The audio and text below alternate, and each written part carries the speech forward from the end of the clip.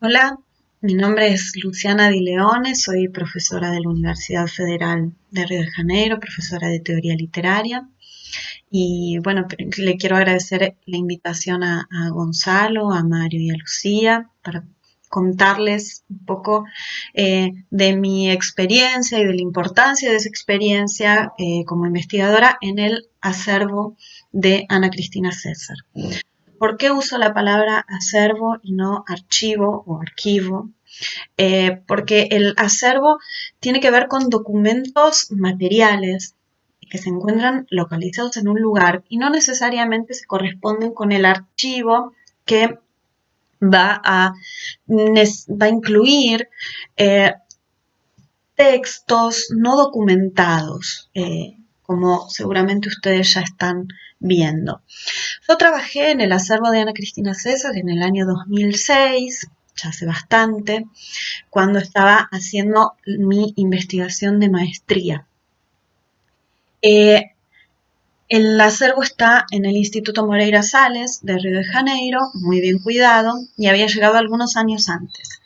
¿Qué documentos hay o había en ese momento en el archivo? Bueno, por un lado hay documentos que podemos llamar de secundarios y documentos primarios. Entre los secundarios son documentos que fueron generados después de la llegada de los documentos primarios al acervo, ¿no? Documentos que fueron generados después de la muerte de Ana Cristina César y que son básicamente tesis, ensayos, otros textos literarios que los autores fueron mandando y que, aunque no sean de autoría de Ana Cristina, hoy forman parte del acervo Ana Cristina César. O sea, su nombre fue cambiando con textos que no son de ella.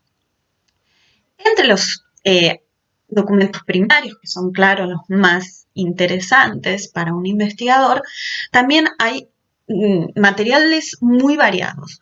Por un lado tenemos la biblioteca de Ana Cristina, con libros que tal vez ella no haya leído, pero que sabemos que estaban ahí con ella, y otros libros de su biblioteca que tienen una enorme cantidad de notas en los márgenes y que nos permiten ver su perspectiva de lectura, sus usos, ¿sí? O los aprovechamientos que ella va a hacer después de esas lecturas, a veces en sus textos poéticos o en sus textos no poéticos, ¿no? En sus textos ensayísticos.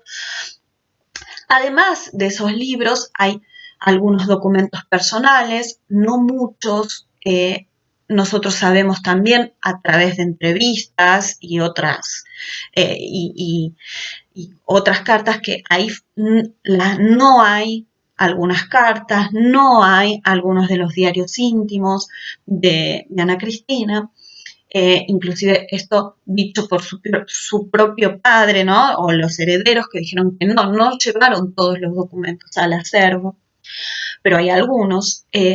Hay primeras o sucesivas versiones de lo que después serían sus textos publicados, ¿sí? Ateuspés principalmente.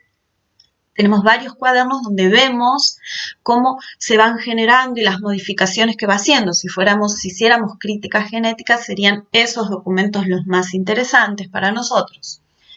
Hay también cuadernos que tienen otros textos y hojas sueltas que tienen textos poéticos que no sabemos si eran poemas listos, no lo eran, ¿no? Los vemos ahí en formación y vemos dactilografías que no fueron hechas por ella, que fueron hechas por su mamá, a veces en la máquina de escribir de Ana Cristina, a veces en la propia máquina de la madre, que después sabemos fueron los materiales editados en el libro Inéditos y Dispersos.